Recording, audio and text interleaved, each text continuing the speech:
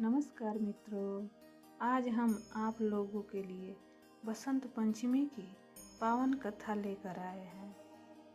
यह कथा ज्ञान, बुद्धि और जीवन को सही दिशा देने वाली है। कृपया इसे अंत तक अवश्य सुनें।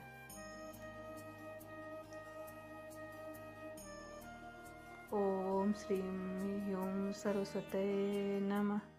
जय माँ सरस्वती, जय वीणावादिनी माँ।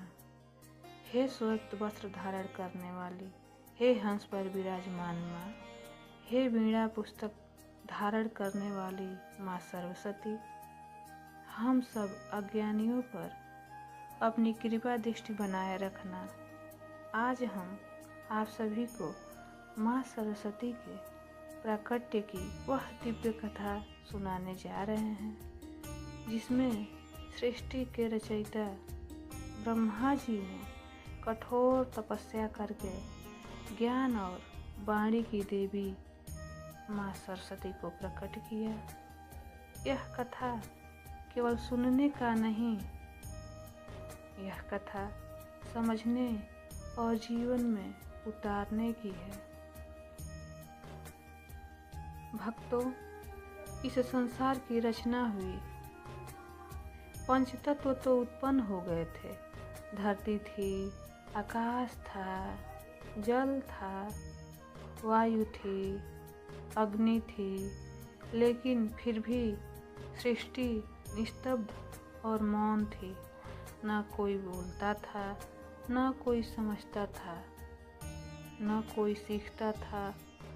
मनुष्य तो था, परंतु उसमें विवेक नहीं था। उसके पास आंखें थीं, पर देखने की दृष्टि नहीं थी। उसके पास कान थे, पर सुनने की समझ नहीं थी।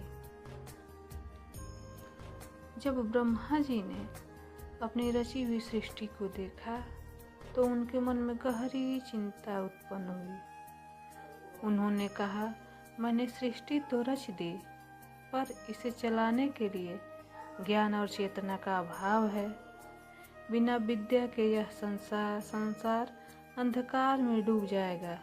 ब्रह्मा जी समझ गए कि अब सृष्टि को ज्ञान की दिव्य शक्ति की आवश्यकता है। तब ब्रह्मा जी कमल के आसन पर विराजमान हुए। उन्होंने अपनी चारों दिशाओं की चारों आंखें बंद की और घोर तपस्या में लीन हो गए। दिन बीते, महीने बीते, वर्ष बीते और फिर युग बीत गए, पर ब्रह्मा जी की तपस्या अखंड चलती रही।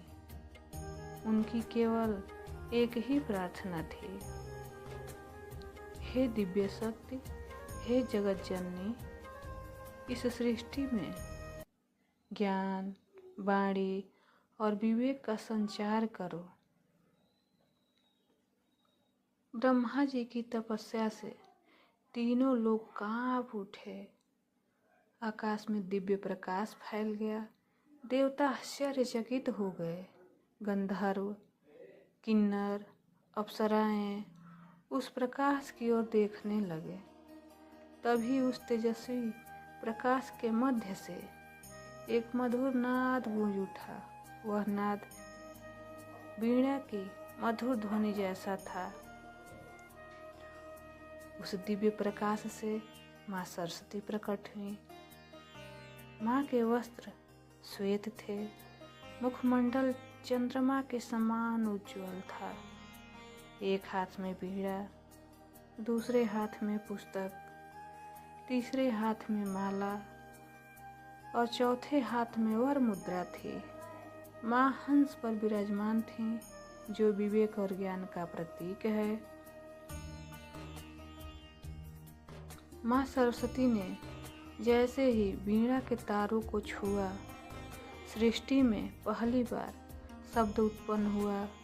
मनुष्य बोलने लगा, सोचने लगा, समझने लगा। नदियाँ कलकल करने लगी, पक्षी चहचहाने लगे और संगीत का जन्म हुआ।